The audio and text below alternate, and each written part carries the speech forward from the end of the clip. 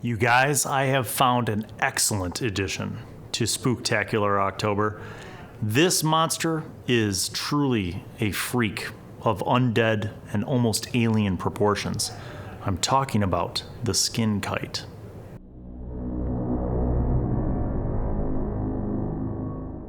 Alright guys, the Skin Kite is a rare, freakish thing from the Libris Mortis,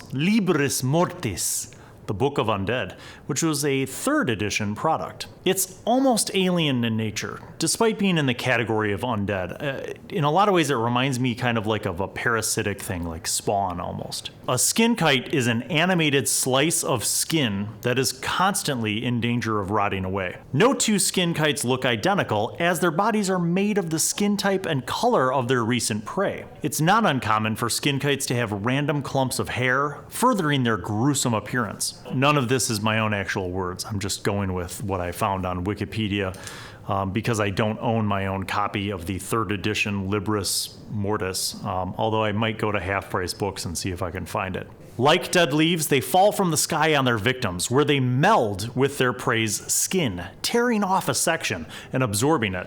In this way, they replenish their rotting bodies long enough to find more victims. In 3rd edition, it was considered a challenge rating 3 creature. It has dark vision, big surprise, and a couple of special actions, including meld and steal skin. So let's explore these things in a bit more detail. To start with, they are diet dependent, which means that a Skin Kite is diet dependent upon skin, which it acquires by using its steal skin ability. When a Skin Kite has absorbed 4 points of charisma through its steal skin ability, it attempts to retreat to a safe place where it can take a full round action to spawn a new Skin Kite with the stolen skin. A freshly launched Skin Kite has a number of hit points equal to the original's current total. Its full normal hit points are equal to the original's full normal total, even if its current hit points are lower than that. If a Skin Kite hits a small or larger creature with a melee touch attack, it melds with the opponent's body.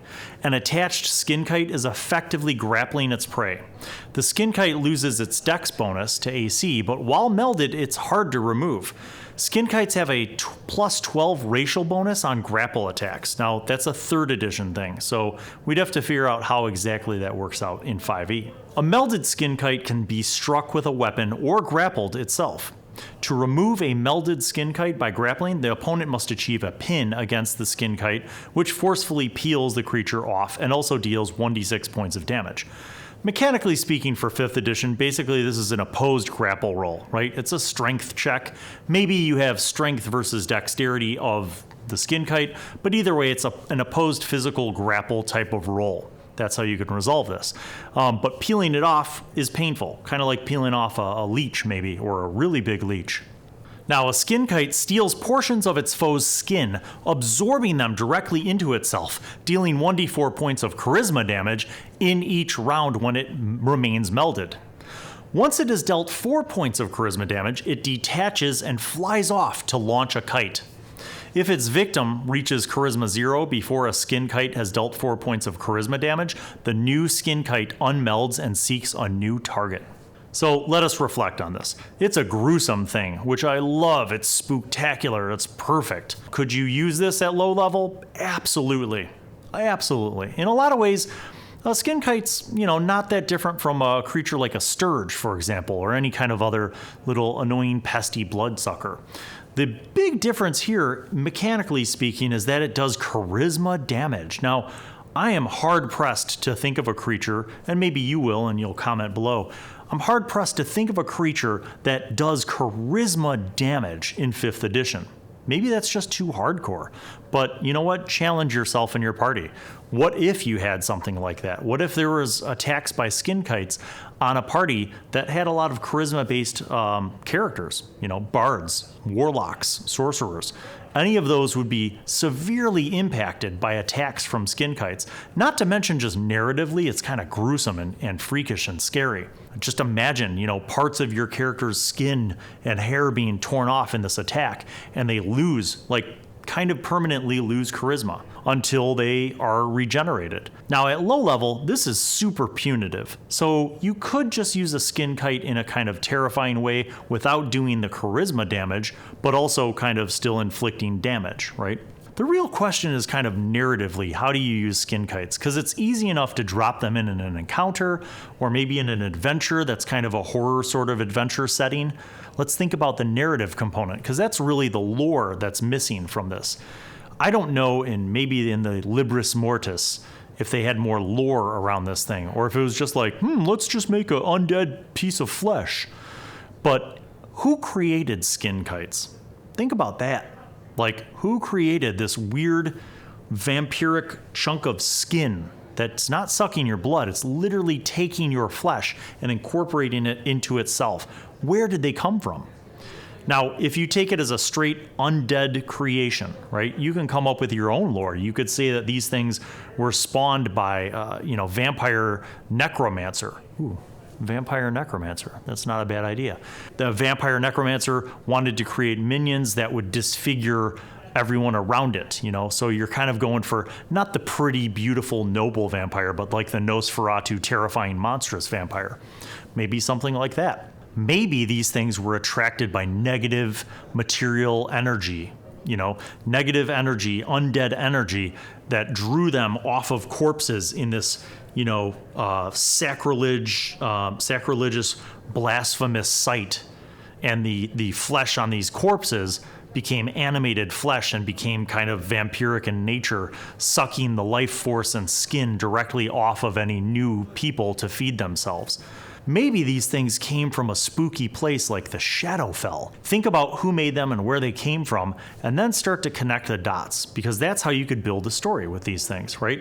So you have to make it interesting. And I think the way to do that, like I said, is to connect the dots about where they came from, who create that lore. That is how you tie it into a campaign. That is how you can make it stretch from a low or mid-level thing into a high-level thing. Because then you're going to create an opportunity for your players to start to question where these things came from and who created them, and maybe want to go look into where they came from and who created them. Maybe these are a spawning problem. Maybe they hadn't been seen in ages, and that's why nobody's Arcana check is easy. Nobody's ever heard of these things because they're not from this region. There's nothing in recorded lore about them, so that's why maybe the Arcana check about them is super high. And your players are curious, or they're not curious, they're forced to, out of a necessity to survive, to figure out this plague of flesh kites, of skin kites. Like, where are these things coming from? What's their motivation? Why do they need to steal the skin of everyone around them? Those questions, I think, are what guides a DM to create the reasoning behind this monster and to really flesh it out, pun intended, into more than just like, here's a monster I'm going to throw at things that'll steal their charisma. Like, let's think about a narrative reason for using these. And I think if you do that, you're going to find that these could be truly horrific and terrifying creatures to use in some future adventure. So hopefully this has been informative or entertaining. I just thought they were a really cool undead that I had not really thought about a lot, but the more I started to think about it, the more I thought about ways that I can use them. And maybe I will some way. If you have actually used them, or you've played in games that you've used them, or you encountered them, then go ahead and comment below and let me know how that went down. This is yet another Spooktacular Monster Monday, and we'll see you next week for another episode.